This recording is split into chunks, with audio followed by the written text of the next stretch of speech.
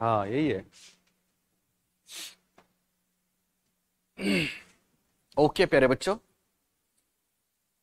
तो आज हम आपके लिए नेक्स्ट क्लास लेके आए हैं। हम आपको बता दें, मन लगा के अभी से तैयारी करना, सारी चीजें बेहतर होंगी। और एक सूचना मैं आपको और दे दूं, आज ऑफर का, अच्छा आप तो ऑलरेडी ले चुके हैं, लास्ट डे है, तो कोई लेना चाहे तो आप बता सकते हैं। रात को 12 बजे ऑफर बंद हो जाएगा। एक बात, दूसरी बात, ऑफलाइन कोई पढ़ना चाहे हमसे तो झुंझुनू में आधार क्लासेस में उसका स्वागत है, आ सकता है। ओके, तो बच्चों कल हमने बात करी थी मनोविज्ञान की उत्पत्ति और क्रमिक विकास की। हमने देखा कि मनोविज्ञान सबसे पहले आत्मा का विज्ञान माना गया। ये आज से 2500 साल पहले डेमोक्रेटस, सुकरात, प्लेटो और अरस्तु ने मनोविज्ञान को आत्मा का विज्ञान माना था, ऐसा मानते हैं। उसके बाद हमने देखा 16वीं शताब्दी तक मनोविज्ञान आत्मा का विज्ञान रहा। फिर 17वीं और 18वीं शताब्दी में मनोविज्ञान मन का विज्ञान माना गया, और मन का मतलब माइंड था। फिर मनोविज्ञान एक अलग विषय के रूप में प्रतिष्ठित हुआ 19वीं शताब्दी में, और वो बहुत महत्वपूर्ण घटना थी। लिपजिंग जर्मनी, जो आज कार्ल मार्क्स विश्वविद्यालय के नाम से प्रसिद्ध है, उसमें पहली साइकोलॉजिकल लैब, पहली मनोवैज्ञानिक प्रयोगशाला स्थापित करने वाले थे विल्हेम वुंट। विल्हेम वुंट और उनके शिष्य टीचनर, साथ में एक महत्वपूर्ण नाम हमने आपको बताया था विलियम जेम्स। इन लोगों ने मनोविज्ञान के विकास यात्रा में तीसरा चरण मनोविज्ञान को चेतना का विज्ञान माना, लेकिन वास्तव में वो विल्हेम वुंट थे जिन्होंने मनोविज्ञान को एक वैज्ञानिक विषय, एक प्रयोगात्मक विषय और एक अलग स्वतंत्र विषय का दर्जा दिलवाया। हालांकि 16वीं शताब्दी तक मनोविज्ञान दर्शन शास्त्र का एक भाग था, और दर्शन शास्त्र से मनोविज्ञान को मुक्त कराने वाले दो लोगों के नाम हमने आपको बताए थे, होब्स और डेकार्टे, जिन्होंने द्वैतवाद और डुअलिज्म दिया था। डुअलिज्म में हम बात कर रहे थे कि साहब मन और शरीर यानी माइंड और बॉडी तो डिफरेंट एंटिटी हैं, और दोनों में पीनियल ग्लैंड दोनों का संबंध बनाती है। ये बात हम कर रहे थे, ठीक है। उसके बाद फिर मनोविज्ञान की विकास यात्रा का चौथा चरण जो अब तक चल रहा है वो सामने आता है, और वो था मनोविज्ञान व्यवहार का विज्ञान है।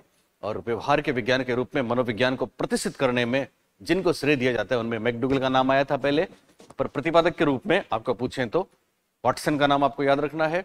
फिर स्किनर, पेवलोव जैसे लोगों ने बहुत मदद करी। इसके बाद हमने मनोविज्ञान की डेफिनेशंस देखी थी, जिसमें बहुत सी परिभाषाएं आपको याद होंगी। आपको याद है स्किनर ने मनोविज्ञान को अनुभव और व्यवहार का विज्ञान बताया था। विलियम जेम्स ने मनोविज्ञान को चेतना का विज्ञान बताया था। पिल्सबरी ने मनोविज्ञान की संतोषजनक परिभाषा व्यवहार के विज्ञान के रूप में हो सकते ये बोला था।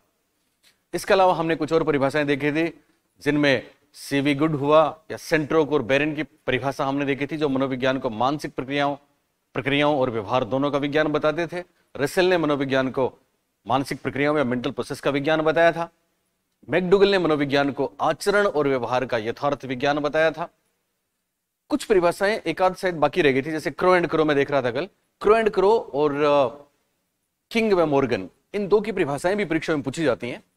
तो क्रो एंड क्रो साहब ने मनोविज्ञान की परिभाषा दी थी, इसको भी आप नोट कर लें, आप नोट डाउन कर रहे हैं। वैसे हम आपको लिखित वाली पीडीएफ तो दे ही देंगे, और वीकली टेस्ट भी, जैसे टॉपिक पूरा होगा मैं आपका टेस्ट लूंगा, और ये टेस्ट लेंगे बहुत ही कामयाब परीक्षा तक। शायद ही कोई ऐसी बात होगी जो साइकोलॉजी में आपको परेशान करे, इसका हम आपसे वादा भी करते हैं।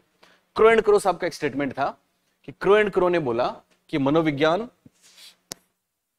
व्यवहार के साथ साथ, यानी व्यवहार वाली बात तो लगभग सभी ने करी है, ठीक है। क्रो एंड क्रो कहते हैं मनोविज्ञान व्यवहार के साथ साथ मानवीय संबंधों का भी विज्ञान है। ह्यूमन रिलेशंस की बात करने वाले कौन हैं? क्रो एंड क्रो हैं।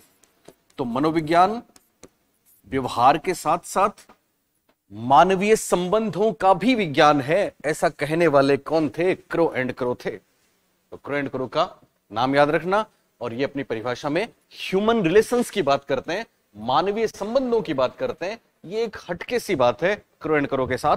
और मॉर्गन एवं किंग और अन्य, मॉर्गन, किंग व अन्य, इन्होंने भी एक अलग से हटके बात की है, क्योंकि अब तक की परिभाषा में हमने देखा है कि सब लोग मनोविज्ञान को मानव व्यवहार का विज्ञान से ही जोड़ते हैं। किसी ने पशुओं की बात नहीं करी, जबकि हम जानते हैं मनोविज्ञान में पशुओं पे भी प्रयोग होते हैं। ये वाली बात बताने वाले थे मॉर्गन, किंग और अन्य, और इन्होंने अपनी परिभाषा में बोला मनोविज्ञान मानव और पशु, मनोविज्ञान मानव और पशु व्यवहार का अध्ययन करता है। मनोविज्ञान मानव और पशु व्यवहार का अध्ययन करता है। ये कहने वाले कौन थे? मॉर्गन व किंग। तो इस तरह से हमारा डेफिनेशन वाला सेगमेंट पूरा होता है, जिसमें हमने बहुत से स्टेटमेंट्स देखे। खास बात, 2 स्टेटमेंट हमने आज देखे हैं। करो एंड करो साहब कहते हैं मनोविज्ञान मानव व्यवहार के अलावा और किसका? मानवीय संबंधों का विज्ञान है। और मॉर्गन व किंग मानव व्यवहार के साथ साथ पशु व्यवहार की भी बात करते हैं। किसकी बात करते हैं? पशु व्यवहार की भी बात करते हैं। तो इस तरह से मनोविज्ञान की कुछ परिभाषाएं हमने देखी। ओके, अब चलते हैं आगे।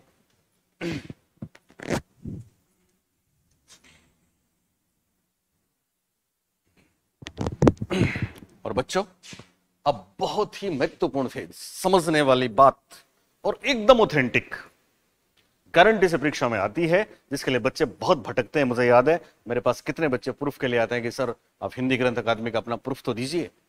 ये है दरअसल स्कूल्स ऑफ साइकोलॉजी। तो स्कूल्स ऑफ साइकोलॉजी अपना अगला टॉपिक है। स्कूल्स ऑफ साइकोलॉजी या स्कूल्स ऑफ थॉट्स भी बोलते हैं इनको, schools of thoughts, schools of thought, माफ करें, हिंदी में मनोविज्ञान के स्कूल कह सकते हैं, मनोविज्ञान के संप्रदाय कह सकते हैं, मनोविज्ञान की अप्रोच कह सकते हैं, मनोविज्ञान के मुख्य कॉन्सेप्ट कह सकते हैं, मनोविज्ञान की विचारधाराएं कह सकते हैं। ये बहुत ही खास है मनोविज्ञान के संप्रदाय। हालांकि जनरली इसको सिलेबस के अंत में बताया जाता है ताकि बेहतर समझ में आए, पर चूंकि आप लोग सीरियस बच्चे हैं इसलिए मैं पहले ही इस टॉपिक को ले रहा हूं जो काफी महत्वपूर्ण है। तो स्कूल्स ऑफ साइकोलॉजी या स्कूल्स ऑफ थॉट या मनोविज्ञान के संप्रदाय हम पढ़ने वाले हैं। तो बच्चों मैं आपको बता दूं, एटलीस्ट 10 स्कूल्स के बारे में हम पढ़ेंगे और उनमें से प्रश्न जरूर आता है। कौन कौन से स्कूल्स के बारे में हम पढ़ेंगे? तो देखिए, सबसे पहले आपको पता है मनोविज्ञान का पहला स्कूल कौन सा था? मनोविज्ञान एक अलग विषय के रूप में कब अस्तित्व में आया? 1879 की घटना के बाद में स्वतंत्र विषय बना। प्रथम मनोवैज्ञानिक कौन थे? विल्हेम वुंट थे। फादर ऑफ साइकोलॉजी भी कौन है? विल्हेम वुंट हैं, जर्मनी वाले। तो विल्हेम वुंट और उनके चेले टीचनर ने एक संप्रदाय बनाया था, आपको याद है, स्ट्रक्चरलिज्म, और मनोविज्ञान का प्रथम संप्रदाय माना जाता है। तो सबसे पहले हम पढ़ेंगे संरचनावाद के बारे में। तो पहला संप्रदाय रहेगा अपना संरचनावाद, जिसको इंग्लिश में बोलते हैं स्ट्रक्चरलिज्म। स्ट्रक्चरलिज्म ये पहला संप्रदाय है जिसके बारे में हम पढ़ेंगे। संरचनावाद के बाद में दूसरा संप्रदाय आता है प्रकार्यवाद, जिसको फंक्शनलिज्म कहते हैं। फंक्शनलिज्म ये विलियम जेम्स ने स्थापित किया था कुछ और लोगों के साथ। संरचनावाद की औपचारिक स्थापना हम आपको बता चुके हैं, टीचनर ने करी थी। फिर तीसरे संप्रदाय के रूप में हम पढ़ेंगे वो वाला संप्रदाय जिसको साइकोलॉजी की फर्स्ट फोर्स माना जाता है, जिसको मनोविज्ञान की पहली ताकत माना जाता है, और वो है मनोविश्लेषणवाद। तो हम पढ़ेंगे मनोविश्लेषणवाद, जिसको इंग्लिश में साइको एनालिसिस बोलते हैं। Psycho analysis. और फिर 4 नंबर पे हम पढ़ेंगे बहुत प्रसिद्ध व्यवहारवाद, माफ करें पहले गेस्टाल्टवाद। 4 नंबर पे हम पढ़ेंगे गेस्टाल्ट मनोविज्ञान या गेस्टाल्टवाद, जिसको इंग्लिश में कहते हैं गेस्टाल्ट साइकोलॉजी। गेस्टाल्ट साइकोलॉजी ये अपना चौथा। और 5 नंबर पे व्यवहारवाद। व्यवहारवाद इसे बोलते हैं बिहेवियरिज्म।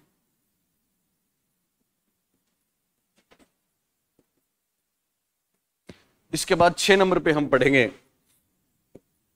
व्यवहारवाद के बाद छठा नंबर आएगा अपना संज्ञानवाद।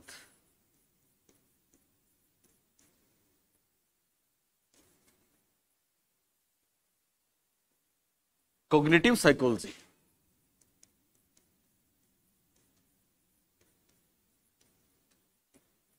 सात नंबर पे हम पढ़ेंगे मानवतावादी मनोविज्ञान। मानवतावादी मनोविज्ञान, इसको बोलते हैं ह्यूमनिस्टिक साइकोलॉजी। ह्यूमनिस्टिक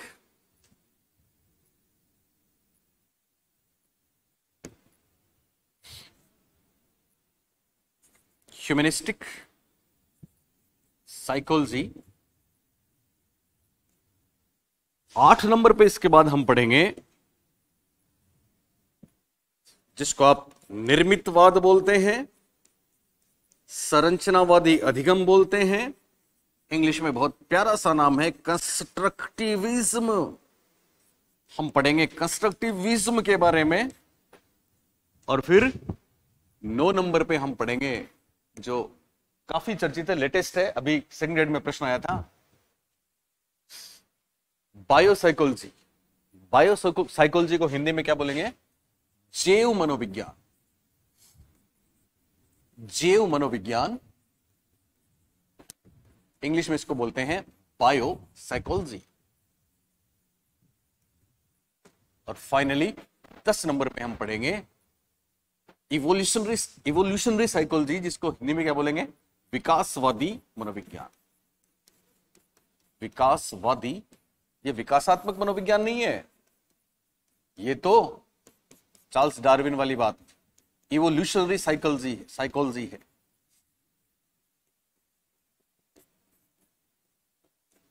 तो इस तरह से बच्चों हम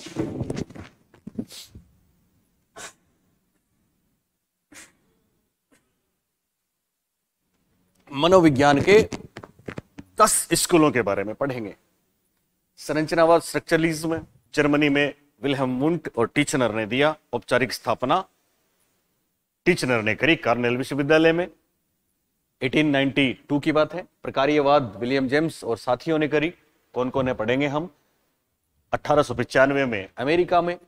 मनोविश्लेषणवाद ऑस्ट्रिया वियना, सिगमंड फ्रॉइड का नाम आएगा।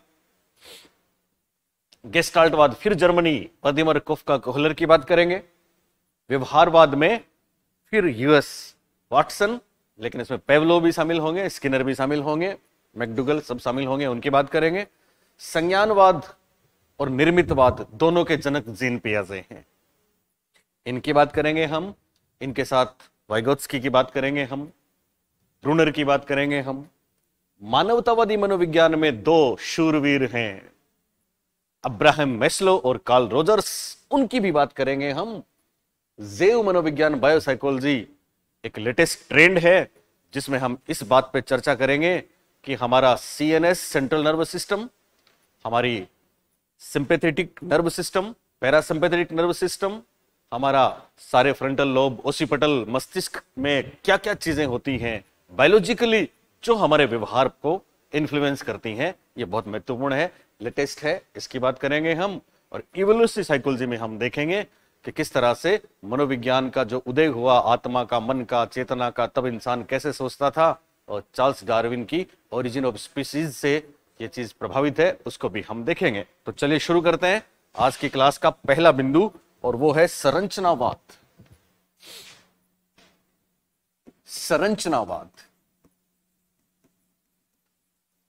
इंग्लिश में बोलते हैं स्ट्रक्चरलिज्म।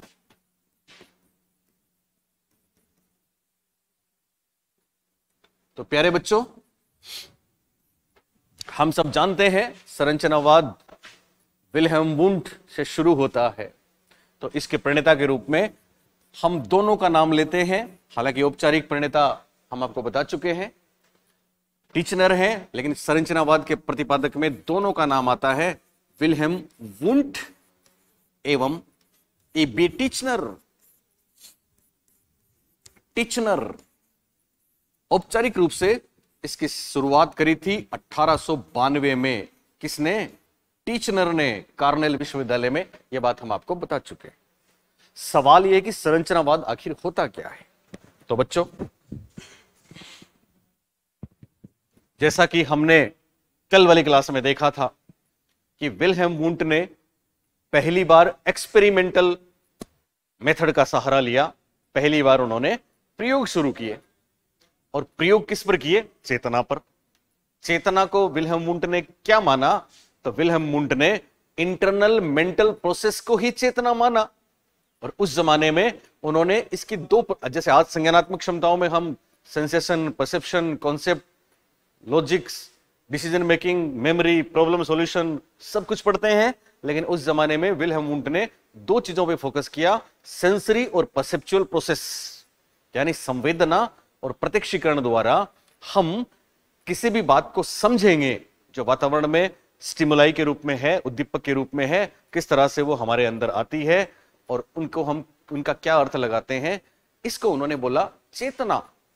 और खास बात, और बहुत खास बात, हालांकि विल्हेम वुंट ने वॉलंटरिज्म और ऐच्छिकवाद नाम दिया था, हम आपको बता चुके हैं। टीचनर ने औपचारिक रूप से संरचनावाद नाम दिया, बता चुके हैं। लेकिन खास बात, और बहुत खास बात क्या है कि साहब विल्हेम वुंट ने संरचनावाद में चेतना के स्ट्रक्चर की बात करी, संरचना की बात करी, एलिमेंट्स की बात करी, और तीन तत्व बताए। यह महत्वपूर्ण बात है। सबसे पहली बात इसमें हम यूं करके लिखेंगे, एक तो संरचनावाद मनोविज्ञान का प्रथम संप्रदाय माना जाता है। प्रथम संप्रदाय मतलब पहला school, first school of psychology. कौन सा परीक्षा में आपको पूछ ले तो आप आंख बंद करके बोलना, स्ट्रक्चरलिज्म या संरचनावाद। पहला मनोवैज्ञानिक कौन? Wilhelm Wundt. और पहला स्कूल कौन सा मनोविज्ञान का? संरचनावाद। दूसरी बात, संरचनावाद क्या बात करता है? तो संरचनावाद चेतना, और चेतना दूसरे शब्दों में इनर मेंटल प्रोसेस है। तो दूसरे शब्दों में चेतना आंतरिक मानसिक प्रक्रिया है। चेतना या आंतरिक मानसिक प्रक्रिया को अंशों में बांटकर, यह बहुत खास है, टुकड़ों में बांटकर, अंशों में बांटकर,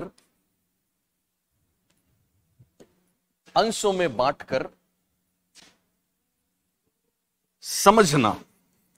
इस संप्रदाय की खास बात, ये किसी भी विषय वस्तु, प्रकरण अथवा तथ्य, कोई भी चीज, उसको कैसे समझते हैं? अंशों में बांटकर। कैसे समझते हैं? ये महत्वपूर्ण बात आप याद रखना, अंशों में बांटकर समझते हैं। ये चेतना की खास बात।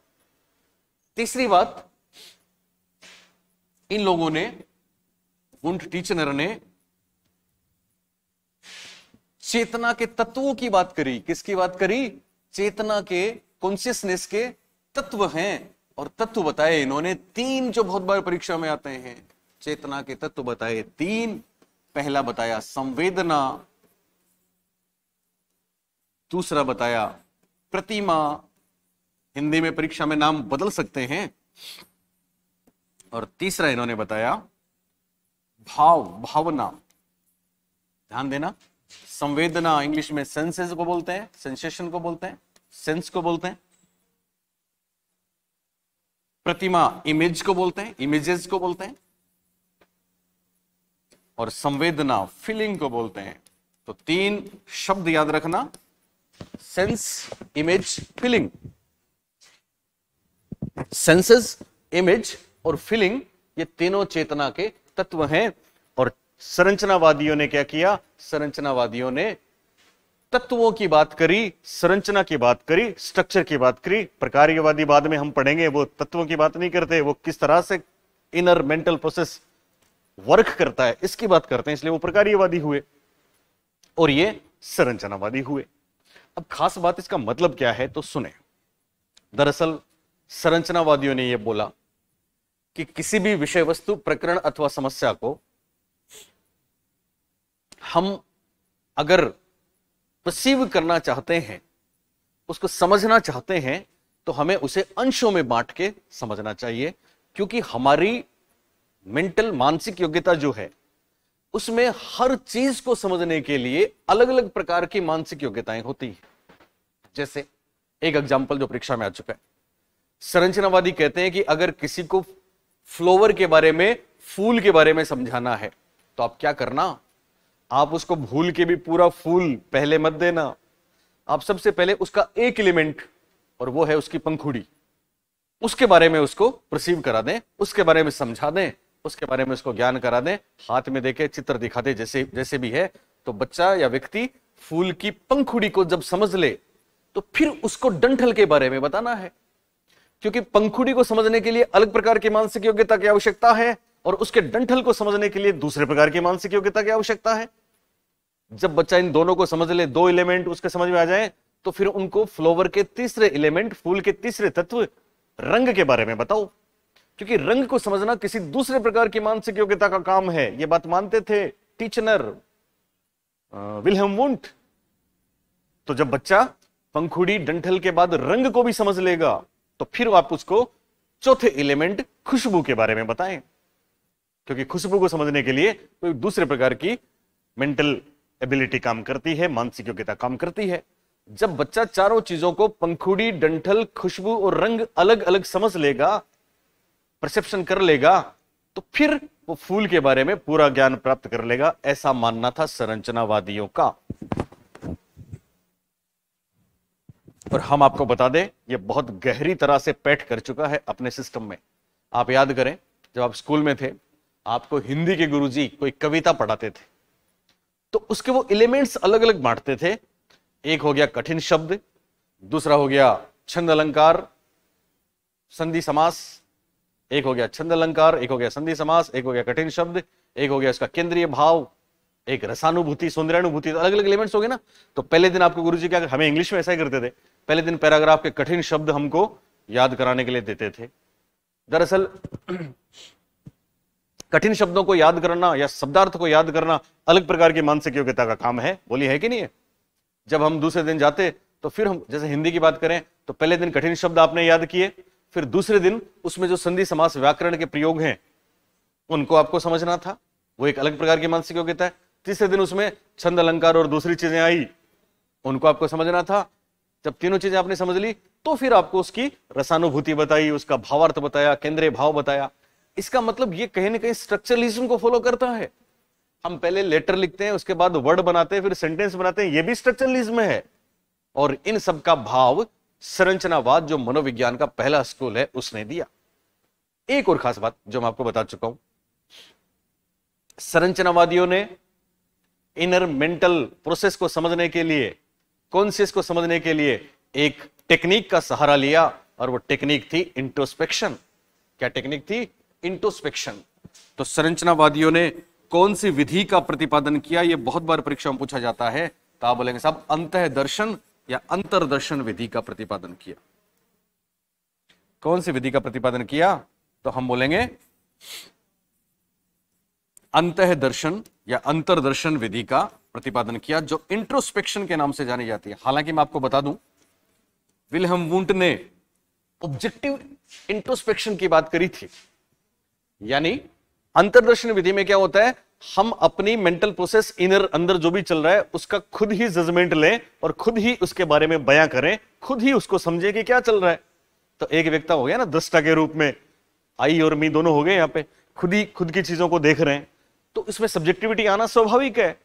पर उस जमाने में वुंट ने कहा था, वुंट ने प्रयोग किए थे, किस पे प्रयोग किए थे पता है आपको? कोई भी चीज रिस्पॉन्स करेंगे, बच्चों के हाथ में कुछ भी दे दिया, व्यक्तियों के हाथ में एक पत्थर रख दिया उन्होंने, क्या फील होता है? सेंसेशन आ गया, उसकी क्या इमेज बनती है? इमेज हो गया। फिर कैसा फील करते हो आप? भाव हो गया। तो लिखते थे, खुद ही बताया साहब मेरे को ऐसा लग रहा है, ये ऐसा है, ऐसा है, ऐसा है, लिखा ना, सिंपल। ये अंतर्दर्शन हो गया, ये स्ट्रक्चरलिज्म हो गया।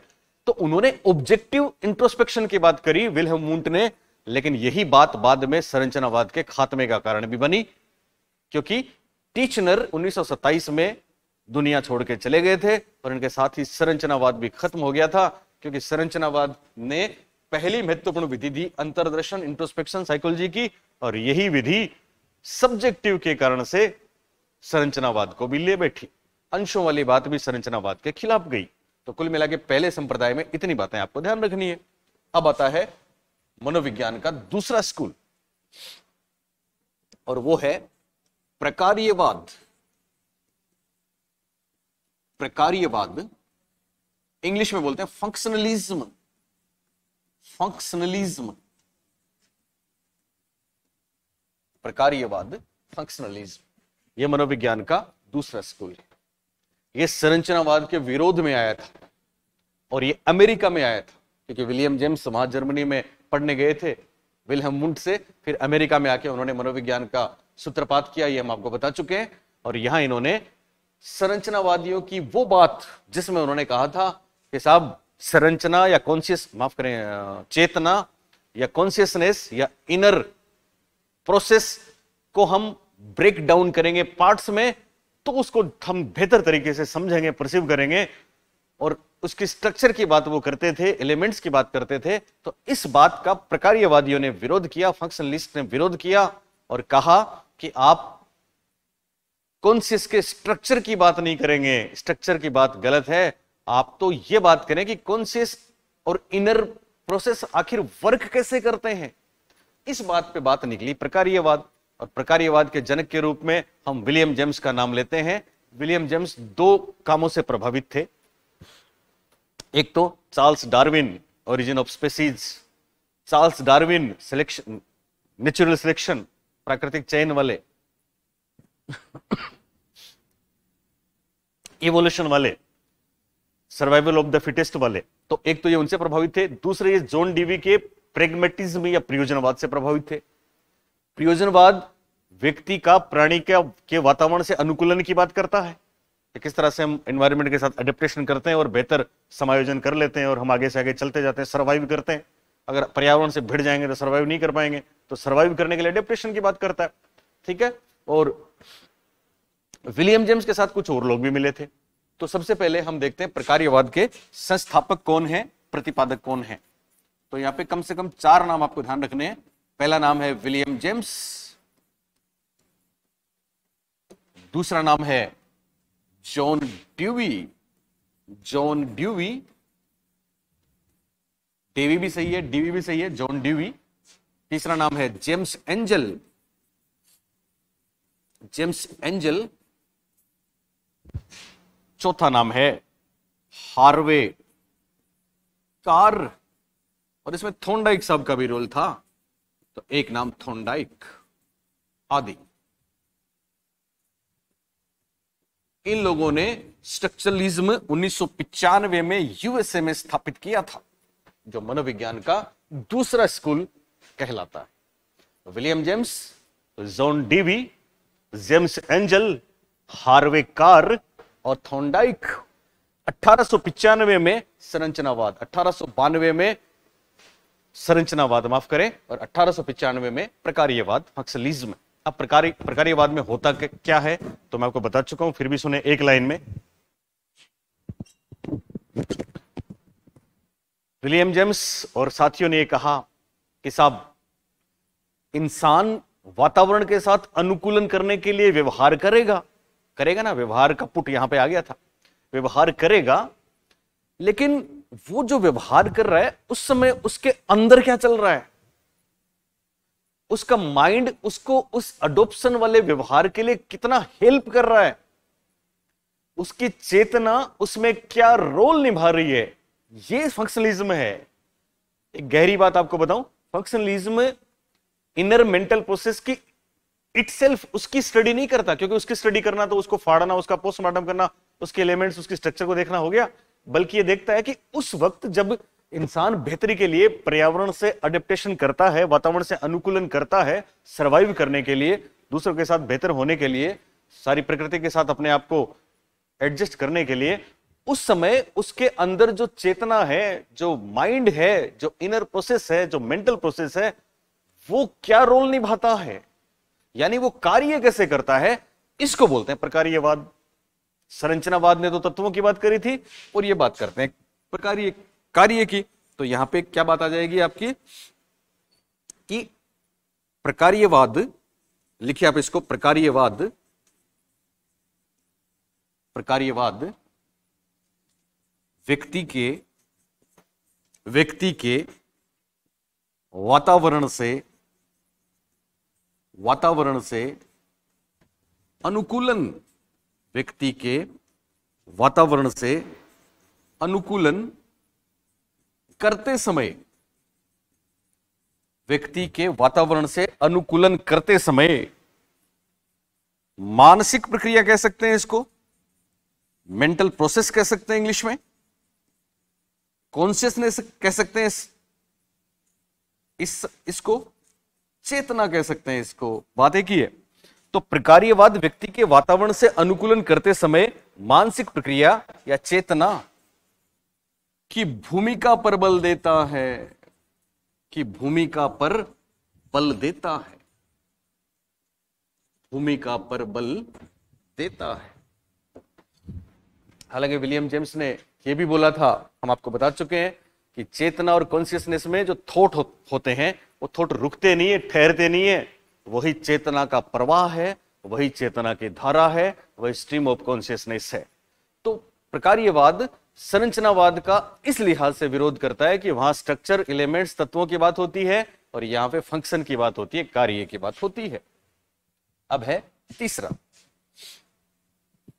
तीसरा जो स्कूल है वो है मनोविश्लेषण, मनोविश्लेषणवाद, साइको एनालिसिस।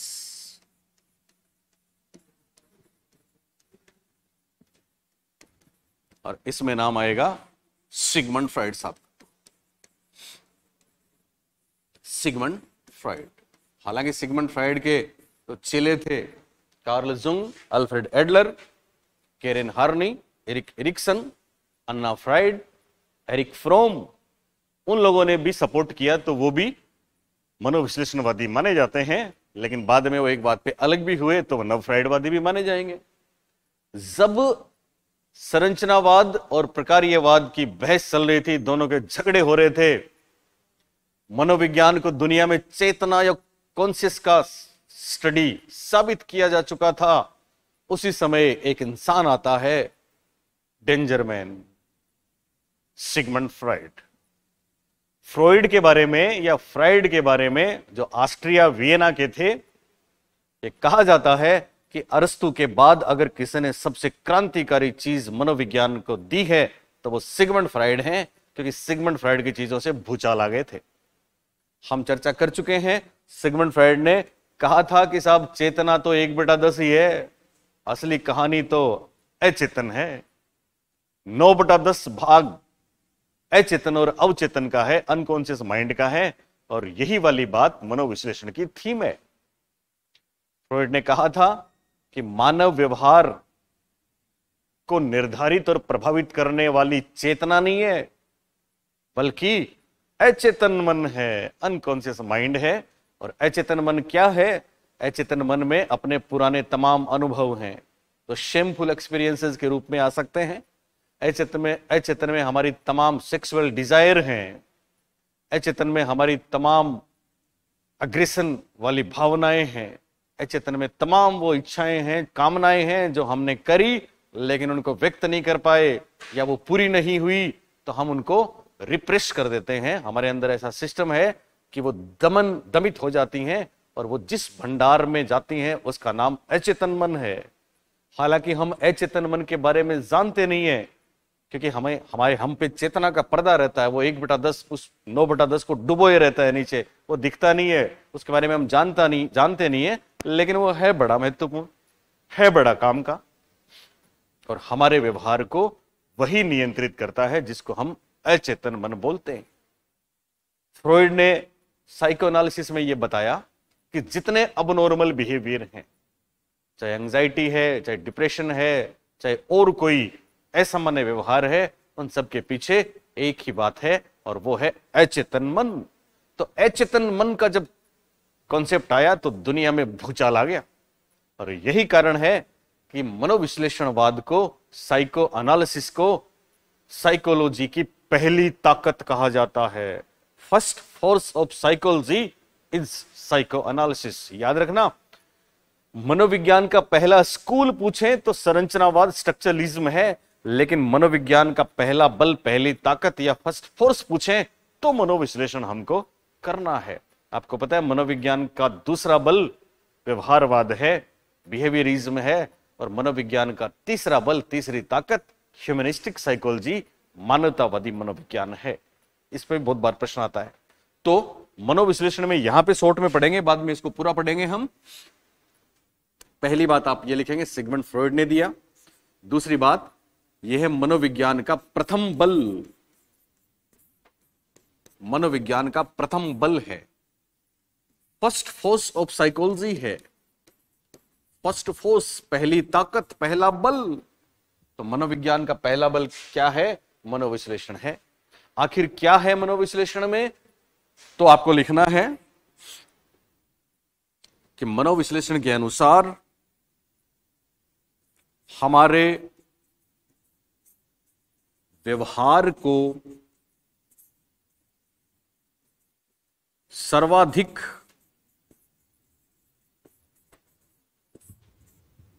प्रभावित करता है कौन? अनकॉन्शियस माइंड या अचेतन मन। अचेतन मन, अनकॉन्शियस माइंड, यानी चेतना तो छोड़िए साहब, वो तो 1/10 है, असली खेल तो 9/10, असली खेल तो 9/10 का है। और ये 9/10 कौन सा है? अचेतन और अवचेतन। अवचेतन दोनों के बीच का पर्दा है, हल्का सा ब्रिज है, पुल है। कॉन्शियस, प्रीकॉन्शियस, अनकॉन्शियस पढ़ेंगे डिटेल में, इन पे बहुत प्रश्न आते हैं। तो मनोविश्लेषण कहता है कि हमारे व्यवहार का निर्धारक या व्यवहार को प्रभावित करने के लिए ज्यादा महत्वपूर्ण कौन है? अचेतन मन है, जैसे सिगमंड फ्राइड ने बोला। और अचेतन मन में जो बहुत सी बातें हैं, उनमें सबसे महत्वपूर्ण फ्राइड के अनुसार लिबिडो है, सेक्स इंस्टिक्ट है, काम वाली प्रवृत्ति है, लैंगिक प्रवृत्ति है, और ये इंसान उसी के लिए जीता है, उसी के लिए मरता है।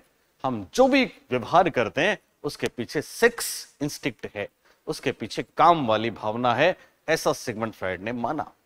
ये वाली बात इतनी, इस कदर, कहते हैं ना कि बात चली तो दूर तलक जाएगी, इस कदर महत्वपूर्ण रही कि साहब सिगमंड फ्राइड के कुछ चेले थे जिन्होंने केवल इसी बात पे नाराज होके मनोविश्लेषणवाद और सिगमंड फ्राइड के खिलाफ पैरवी कर दी, और सबने अपनी अलग अलग चीजें दी, जिसके कारण से वो मनोविश्लेषणवाद के समर्थक भी हैं, जैसे मैंने भी आपको नाम बताए, और साथ में सेक्स इंस्टिक्ट वाली बात पे इनके खिलाफ भी हैं। तो वो सब लोग नव फ्राइडवादी कहलाए, पश्च फ्राइडवादी कहलाए, नियो फ्रीडियन कहलाए। ये बात भी परीक्षा में बहुत आती है। उन सब ने अपनी अलग अलग कुछ बातें दी, जो वो भी हम करेंगे बाद में। तो मनोविश्लेषण में पहली बात आपने प्रथम बल लिखी, दूसरी बात हमारे व्यवहार को सर्वाधिक प्रभावित कौन करता है? अचेतन मन। अचेतन मन में क्या क्या होता है? तो सेक्सुअल अर्ज, सेक्सुअल डिजायर तो होती ही हैं, अनफुलफिल हमारी कामनाएं, भावनाएं तो होती ही हैं, साथ में हमारे बाल्यावस्था के अनुभव या पुराने अनुभव। फ्राइड ने बोला ना कि जो भी बनना होता है वो 5-6 वर्ष तक, 4-5 वर्ष तक बन जाता है। तो वहां के जो एक्सपीरियंस हैं वो अचेतन का निर्माण करते हैं, ऐसा भी फ्राइड ने बोला। चाइल्डहुड एक्सपीरियंसेस की बात करी। और साथ में बच्चों फ्राइड की एक बात, कौन सी बात? ये इंपॉर्टेंट है, इसलिए इसको इंपॉर्टेंट करके लिखिए। फ्रॉइड की सेक्सुअल इंस्टिंक्ट, इसको हिंदी में बोलेंगे लैंगिक प्रवृत्ति, इंग्लिश में बोलते हैं सेक्सुअल इंस्टिक्ट। बच्चों एक एक शब्द, एक एक लफ्ज हमारा न केवल ऑथेंटिक आपको मिलेगा, बल्कि एग्जाम में ठप्पे लगे हुए आएंगे। सेक्सुअल इंस्टिक्ट, फ्राइड की लैंगिक प्रवृत्ति या सेक्सुअल इंस्टिक्ट अवधारणा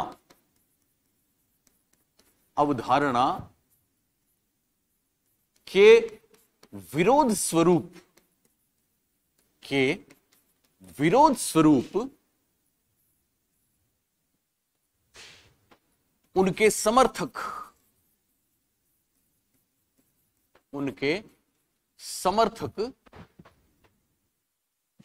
मनोवैज्ञानिकों,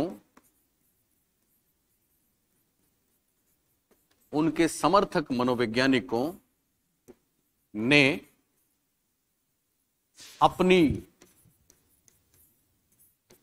अलग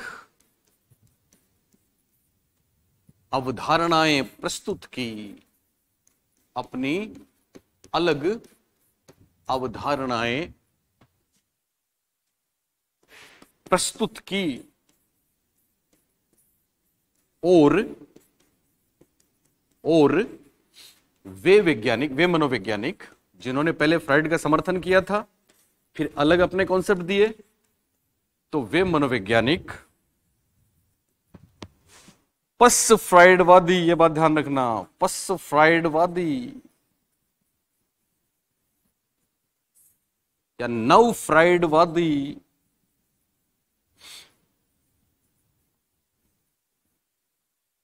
या नियो फ्राइडियन, इंग्लिश में नियो शब्द आ जाए, क्योंकि परीक्षा में ऐसा बहुत बार होता है कि हिंदी में नियो लिख देंगे, तो आपको पता होना चाहिए नियो का मतलब नव है, पस है, ठीक है। तो नियो फ्राइडियन कहलाए या कहलाते हैं। महत्वपूर्ण बात है बच्चों, फ्रॉइड की कौन सी प्रवृत्ति, फ्रॉइड की लैंगिक प्रवृत्ति या सेक्सुअल इंस्टिक्ट, लिबिडो जो थी, वापस पढ़ेंगे हम फ्रॉइड, वापस पढ़ेंगे हम सारी लिबिडो, तो उस कॉन्सेप्ट के खिलाफ थे कुछ लोग, जो पहले तो सिगमंड फ्राइड के शिष्य थे, बाद में अलग हुए, इसलिए उन सब का नाम हो गया पश्च फ्राइडवादी। उन्हीं को बोलते हैं नव फ्राइडवादी, उन्हीं को बोलते हैं नियो फ्राइडियन, और उन्हीं को साइको एनालिटिकल थ्योरी है ना ये, तो उनको नियो एनालिटिकल थियरिस्ट भी बोलते हैं। तो नियो शब्द आप ध्यान रखना। और महत्वपूर्ण बात, कौन कौन है वो, तो वे वैज्ञानिक हैं, एक नाम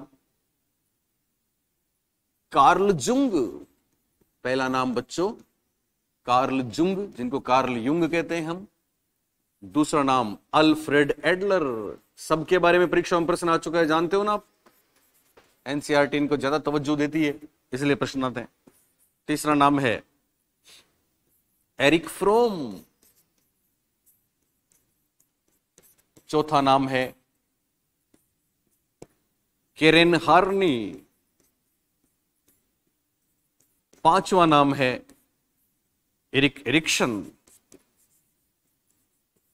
एरिक एरिक्सन, और जिन्होंने एरिक एरिक्सन को संभाला था, आप जानते हैं, वो फ्रॉइड की डॉटर थी, जिनका नाम था अन्ना फ्राइड। अन्ना फ्राइड, ये फ्राइड की डॉटर हैं। तो ये 6 के 6 जो नाम आपने देखे हैं, ये सभी क्या कहलाते हैं, पश्च फ्राइडवादी कहलाते हैं, नव फ्राइडवादी कहलाते हैं।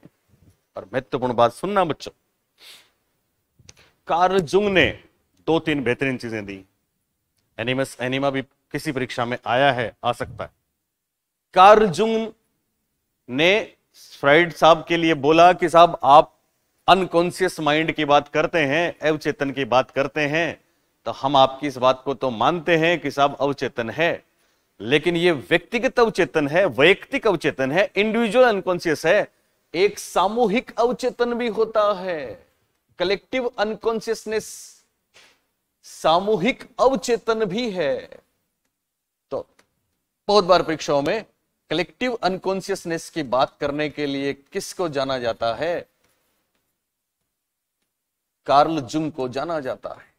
क्या होता है सामूहिक अवचेतन, तो बच्चों सुन लें, साइकोलॉजी की गुड और ऑथेंटिक बात हम आपको बता रहे हैं कि बहुत जाने किसने, सामूहिक अवचेतन मतलब सबका एक जैसा काम करता है, लेकिन हमने उसको फील नहीं किया, महसूस, हमने उसको कभी ऑब्जर्व नहीं किया, हमारे साथ वो चीज घटित नहीं हुई, पर फिर भी हम उस बात को मानते हैं, हमारे बिलीफ्स में वो बात चली गई, और वो बात जाने किसने भरी है, तो ये कहते हैं वो बात हमारे पूर्वजों ने हमें भरी है। हम पूर्वजों से पीढ़ी दर पीढ़ी कुछ बातों को मानते आ रहे हैं, कभी हमने उनको टेस्ट नहीं किया, लेकिन उनको हम मानते हैं। इसको नाम दिया उन्होंने सामूहिक अवचेतन, और इसके एग्जाम्पल उन्होंने दिए कि जैसे धरती माता तो स्वीडियों से मानते हैं, सूर्य देवता हम यहाँ पे बोलते हैं, उधर भी जुंग और इन लोगों के देश में भी ऐसी चीजें होती हैं तो वो बोलते हैं। तो इन सबको हम मानते हैं, ये सामूहिक अवचेतन है, दरअसल सबके सभी मानते हैं, और ये पीढ़ी दर पीढ़ी वंशानुगत से चलता है।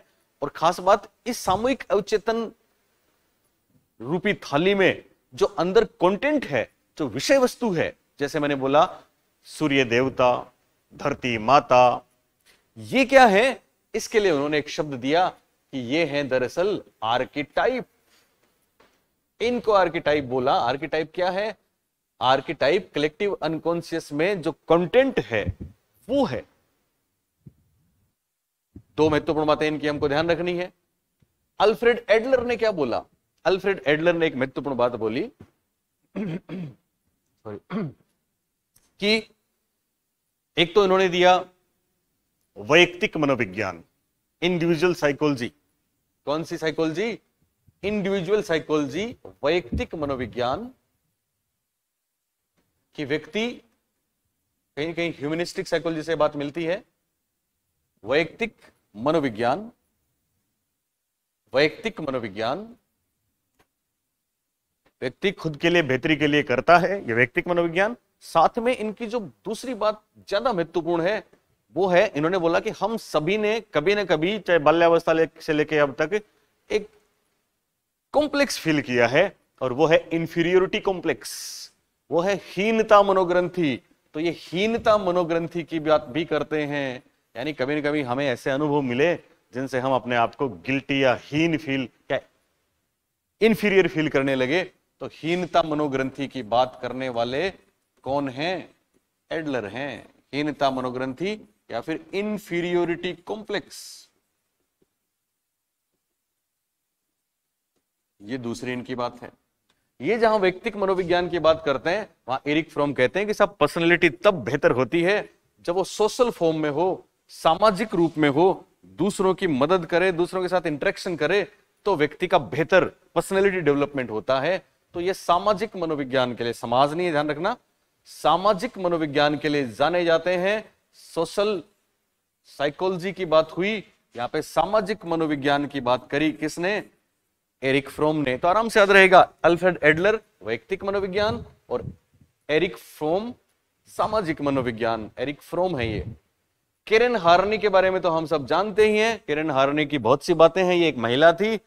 इन्होंने बोला कि साहब बाल्यावस्था में हम सब किसी ने कभी न कभी इस बात के लिए दुखी रहे कि साहब हम अकेले तो नहीं रह जाएंगे, असहाय, हमें कोई छोड़ के, जैसे वियोग दुश्चिंता आपने पढ़ा ना कभी, तो उस बात से एक बात इन्होंने निकाली कि बाल्यावस्था में जो चिंता होती है वो मूल दुश्चिंता है, मूल दुश्चिंता। हालांकि ये महिलाओं के लिए, फ्राइड साहब की ये भी आलोचना करते थे कि आप महिलाओं की के लिए थोड़े बायस हो गए, महिलाओं में अलग चीजें हैं। इन्होंने और भी दूसरी बहुत सी बातें करी हो। एक वुम्ब इनवी की बात भी इन्होंने करी है कि साहब लड़कों में वुम्ब इनवी होती है। फ्राइड साहब ने लड़कियों में पेनिस इनवी बताई ना, तो इन्होंने वुम्ब इनवी बताया।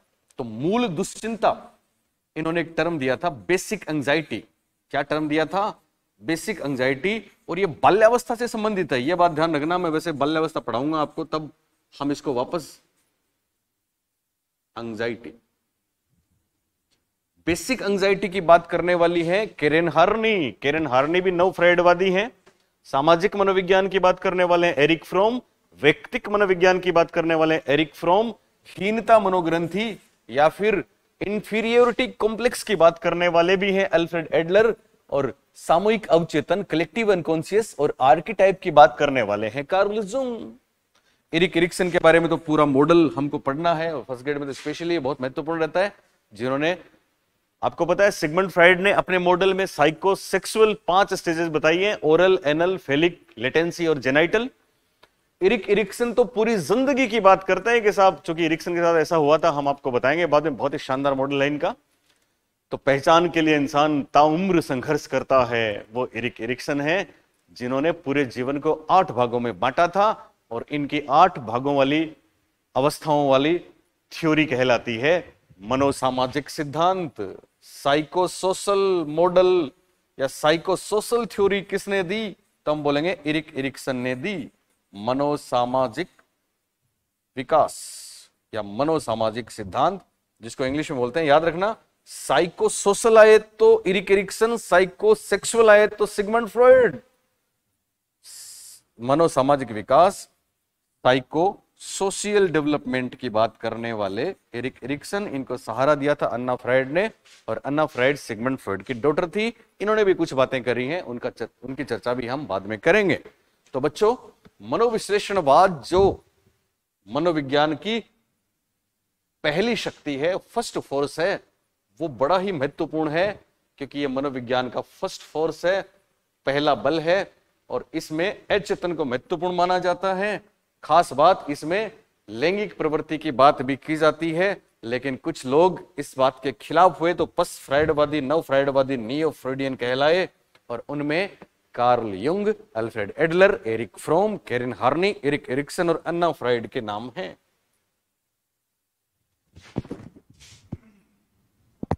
हमने मनोविज्ञान के स्कूल में 3 स्कूल पढ़ लिए।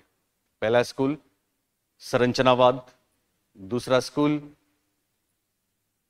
प्रकार्यवाद, तीसरा स्कूल मनोविश्लेषणवाद, और अब पढ़ेंगे चौथा स्कूल।